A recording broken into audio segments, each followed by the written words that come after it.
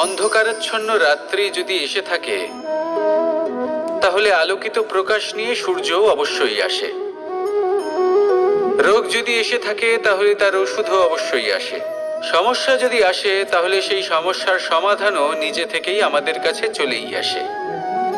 এই সংসার, এই জীবনের শুধুমাত্র একটাই নিয়ম আছে, আর তা হলো এটাই: এই সংসার হলো একটা চক্রের মতো। এতে শাশ্বত বলে কিছু নেই, নিত্য বলে কিছু নেই।